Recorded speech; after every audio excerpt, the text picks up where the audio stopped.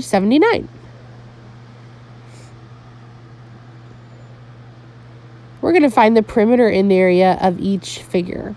So this is a trapezoid, so I can use the formula of a trapezoid. Base plus height, or base 1 plus base 2 divided by 2 multiplied by the height. So I'm going to fill it in with the numbers that I know. This time with the perimeter, it's easy. I go all the way around. I do not include the 8 in the center though. And I get a total of 48. For the area, I'm going to find the sum of 20 and 8, and I'm going to divide that by 2, and then I multiply it by the height, which is 8. So 20 plus 8 is 28, divided by 2 is 14, and I multiply that by 8. So I need to find the product of 8 and 14. 8 multiplied by 4 is 32, so I put down the 2, carry the 3. 8 multiplied by 1 is 8, plus 3 is 11. So 112 inches squared. So I'm going to cut my shape. I'm going to decompose it into all of the triangles that make it up. So I've counted my edges, and I have 8. So because I have 8 sides, that means I have 8 triangles. Each triangle has a base of 8. And they each have a height of 3. So I do 8 multiplied by 3 divided by 2, which is 24, divided by 2, which is 12. So each triangle has an area of 12 centimeters. I multiply that by 8 because there are 8 triangles, and I get an answer of 96 centimeters squared. But for my area, I'm counting all the way around. It's that distance around. Each of them are 8. So I'm going to do 8 multiplied by 8, which is 64 centimeters.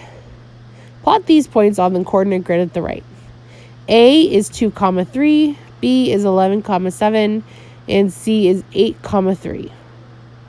Again, 2, 3, I'm going over 2 and up 3. B is over 11 and up 7. And C is over 8 and up 3. A and C, they actually share a value of y. So I'm going to be making a triangle. Yep, just like that. Now, I'm getting pretty crazy because I'm doing this in pen. I do suggest working in pencil. So they tell us the line segment of AB is 10 to the nearest unit. The length of segment BC is 5 units. Find the perimeter to the nearest unit in the area of the triangle. So when I'm counting this, I can totally subtract the y. Now, why can't I? Because the numbers or I can subtract the x. My bad. I can subtract the x because A and C, they're actually 6 units across from one another because they share a y. So they're horizontal, they share a y. So I'm going to subtract the x, which is 8 minus 2, which is equal to 6. What is the length of a segment with these endpoints? 3, 14 and 3, 22. Is the segment horizontal or vertical? So I know they share an x, so that means they're going to be vertical. And I can find how far apart they are if I subtract their y values, which is 22 and 14. So I'd say 22 minus 14 is equal to how far apart those two dots happen to be. And I could double check by doing it like that. The floor of Hannah's room is in the shape of a parallelogram. It has a base of 4 yards and a height of 3 yards. She wants to cover the floor with carpeting that costs $10 a square yard. How much will the carpeting cost? So I'm going to make a model, 4 yards, and I label it, and it has a height of 3 yards. So my total area is 4 multiplied by 3.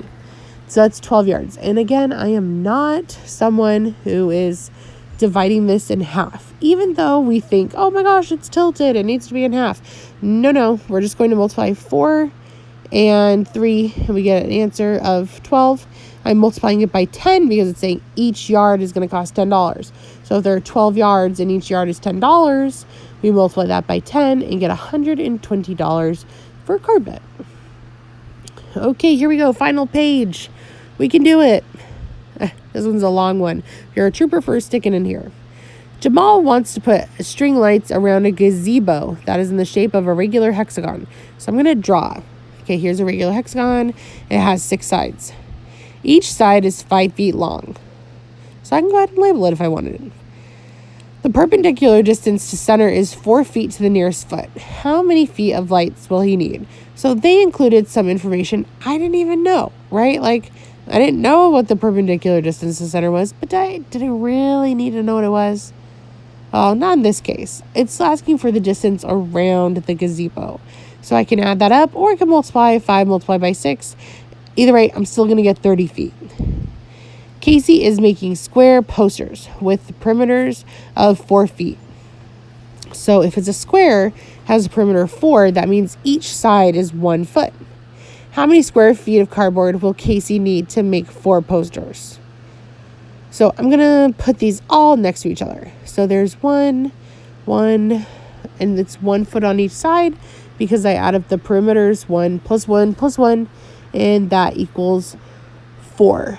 Again, they're the same sides because they are a square, so all sides are congruent. So total, Casey will need 4 feet. Cal's backyard is in the shape of a regular pentagon, which means it has 5 sides with a perimeter of 60 feet. The perpendicular distance from a side to the center is 8 feet to the nearest whole foot. Now, I'm dividing 60 by 5 to find out what my side length is because it wants me to find the area. My side length is 12 because 60 divided by 5 is equal to 12. Remember, they gave me the total number around it, but I needed to find what each piece was. So it has a base of 12 and a height of 8, which was the perpendicular distance to center. 8 multiplied by 12 is 96 divided by 2. 96 divided by 2 is 48.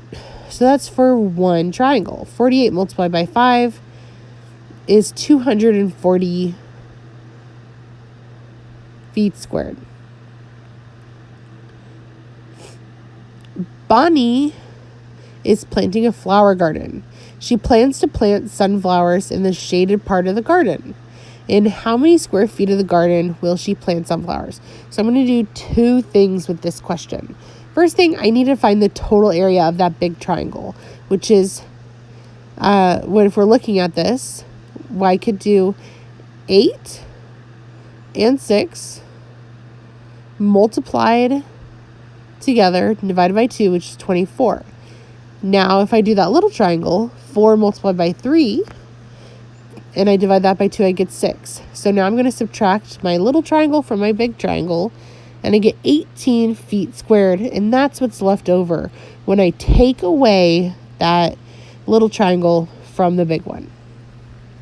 A farmer marked the border of the field with posts at these coordinates. D, which is equal to 0, 2. E, which is at 6, 10. F, which is at 11, 10. And G, which is at 16, 2. Each unit represents 1 yard. Describe how to find the area of the field. So it seems like this shape is a trapezoid. Now, if I want to find the area of it, I'm going to need to do some mathematician on a mission work. I need to find how wide my bases are, base 1 and base 2, and I need to find the distance, which is the height, from the top to the bottom. So first, you're going to plot the points. Boom. Yes, did it.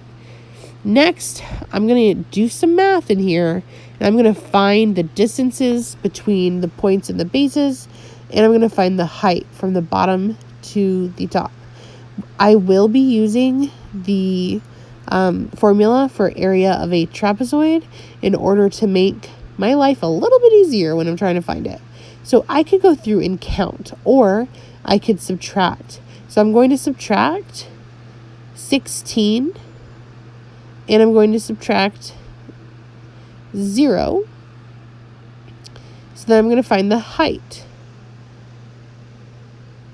which actually if you're looking at it, because I'm doing my y numbers, it's kind of straightforward, because I'm doing 11 minus 6, and I'm even double checking by making my dots, and I get 5, and I have a height of 8, so I have my top is 5 units, my bottom is 16 units because it goes from the 0 to the 16, and my height is 8.